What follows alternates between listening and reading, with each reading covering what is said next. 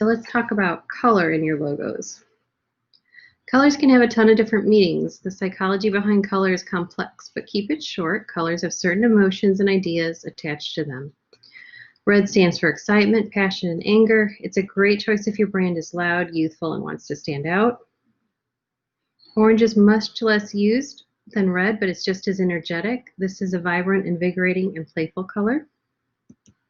If you want to look accessible and friendly, yellow is the right choice. It gives off a cheerful, affordable, and youthful energy. Green is extremely versatile and can work for any brand. It's especially perfect for anyone who wants to establish a connection to nature. Blue is a classic and common choice. It's calming and it's cool. It symbolizes trustworthiness and maturity. Purple can be your ticket for looking luxurious. Depending on the shade, purple can be mysterious, eclectic, or feminine. If you're going for girly, nothing works better than pink. But that's not all. With shades like pastel, rose, millennial pink, and neon magenta, pink can give your logo a grown-up and cool, but still youthful and feminine look. Brown might sound like a strange choice at first, but it works perfectly for rugged and masculine vintage logos. It can give your brand a handmade, unique, aged look. If you're looking for a sleek, modern, and luxurious look, black would be a great choice. A minimalist black and white logo is the way to go if you want to keep it simple. If you want your logo to look clean, modern, and stick, use lots of white in your logo. As a neutral color, it works in combination with all the other colors, but adds a clean, youthful, economic touch. Gray is the ultimate color if you want to achieve mature, classic, and serious look. Darker shades look more mysterious, while lighter shades are more accessible. To me, it looks clean and modern, always gray. So let's talk about typography now. If you want to pick a font that complements and completes your logo, there are 6 basic types of fonts you can work with to give your logo a unique look. The serif fonts. Starting with the most traditional font option, serif fonts promote feelings of class and heritage, making them ideal when you want to create a company that feels established. Due to their classical nature, serif fonts carry feelings of trust and respectability, making them perfect for brand identities that revolve around authority and grandeur. Serif fonts work best in formal situations. They're perfect for companies who want to build brand awareness while demonstrating their trustworthy nature. Often, serif types are ideal for financial companies, academics, newspapers, and editorials.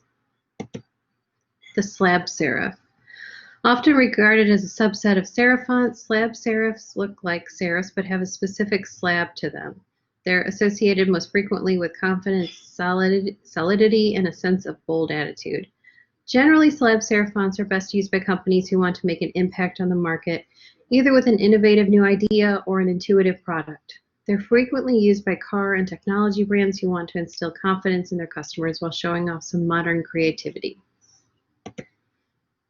Sans serif fonts are clean, modern, and engaging. They're used by brands who want to demonstrate straightforward and simple and no-nonsense attitudes. When it comes to typography and logo design, sans serif solutions indicate a sense of honesty and sensibility. There's no decorative elements distracting the eye or clouding the message. The simple yet effective nature of sans serif font makes them perfect for brands who want to put clarity first when designing their company logo. Often you'll find these typefaces on clothing brands, technology companies, and businesses that are focused on forward-thinking ideals and brand purposes. Script. Script fonts are generally a lot fancier than their serif counterparts. They're intended to provoke ideas of femininity, elegance, and creativity thanks to their handwritten nature.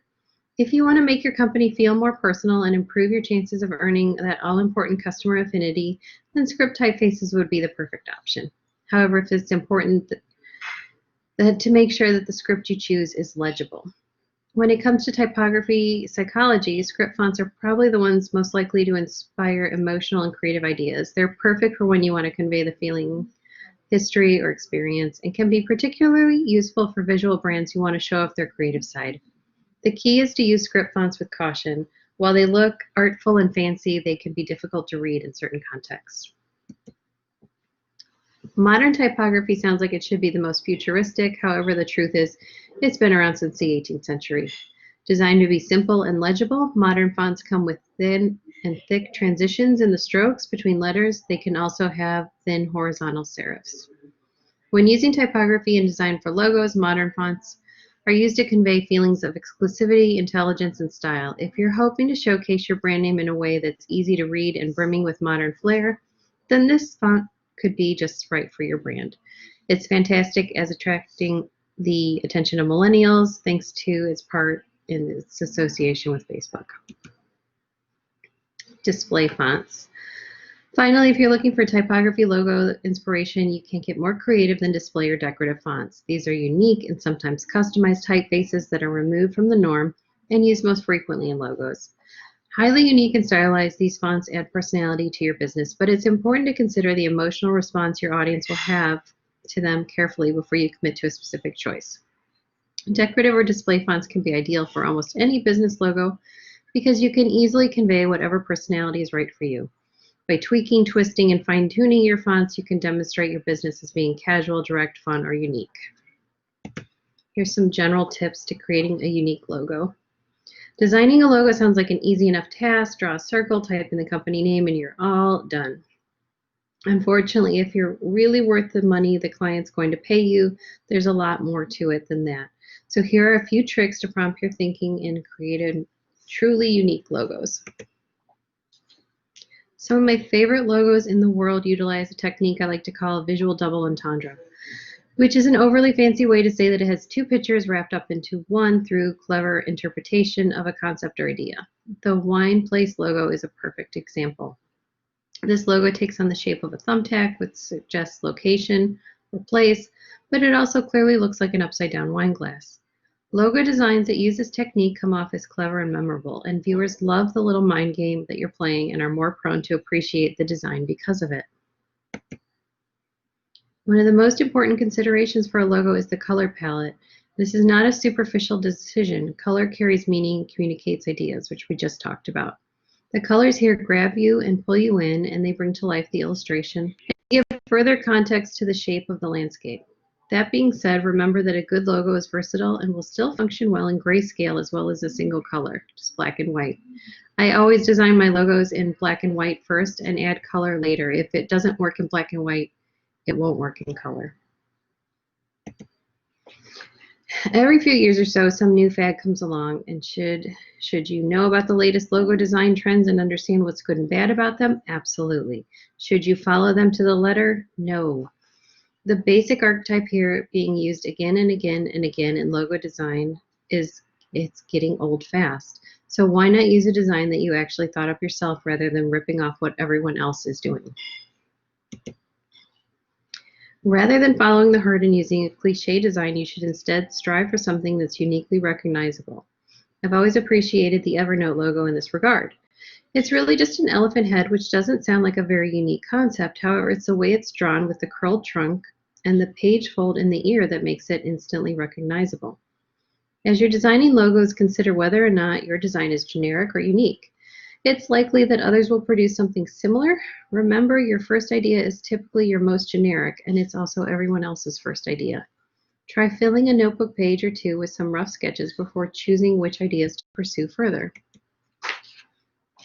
Simple but powerful logos permeate the business world and always prove to be the best icons for standing the test of time. In considering how to construct one of these types of logos, let's discuss the Apple logo.